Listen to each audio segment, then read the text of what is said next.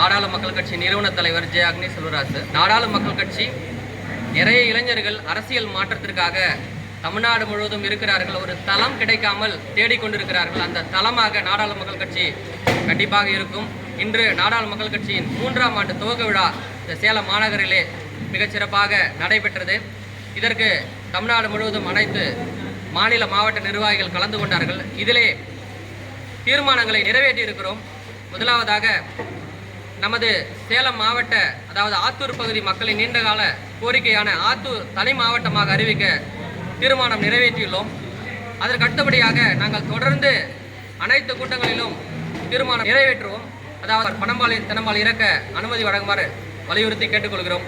அதற்கு அடுத்தபடியாக தமிழ்நாடு முழுவதும் இருக்கின்ற பழங்குடி மாணவர்களுக்கு, தற்பொழுது கல்வி பயின்று கொண்டிருக்கும் பழங்குடி மாணவர்கள் அனைவருக்கும் ஒரு 3 மாத காலத்திற்குள்ளாவது ஜாதி சான்றிதழ் வழங்குமாறு தமிழ்நாடு அரசை வலியுறுத்தி கேட்டுக்கொள்கிறோம்.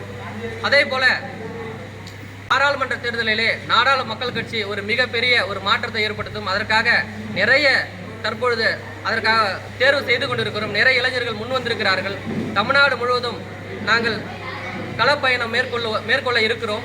மக்கள் பிரச்சனைகளை கண்டறிந்து அதற்கு இனி வரும் காலங்களில் தீர்வாக நாங்கள் செயல்படுவோம். பாராளுமன்ற தேர்தலில் ஏறக்குறைய 25 வேட்பாளர்கள் நாங்கள் தற்பொழுது தயாராக இருக்கிறோம். இனி விரைவில் மற்ற வேட்பாளர்களும் தயாராகி தமிழ்நாடு முழுவதும் நடைப்பயணம், போராட்டம், கவன ஈர்ப்பு உட்பட பல்வேறு விஷயங்களை செய்ய இருக்கிறோம். மக்களுக்கான கட்சி நிறைய கட்சிகள் இருக்கிறது. அவர்களுடன் கண்டிப்பாக இணைந்து நாங்கள் கூட்டணி வைப்பதற்காக முயற்சி செய்து கொண்டிருக்கிறோம். அதிமுக திமுக அப்படிங்கிற மாதிரி அதில் ஏதாவது இணைகிற மாதிரி ஏதாவது அதை போல நாங்கள் இல்லை, அது ஆதரவு இல்லாமல் இல்லை. நாங்கள் கண்டிப்பாக போட்டியிடுவோம். 2021 சட்டமன்ற தேர்தலில் நாங்கள் போட்டியிட்டோம். கண்டிப்பாக நாங்கள் போட்டியிடுவோம். ஆதரவு எல்லாம் யாருக்கும் கண்டிப்பாக தெரிவிக்க மாட்டோம். நாங்கள் களம் இறங்கி கண்டிப்பாக போராடுவோம்.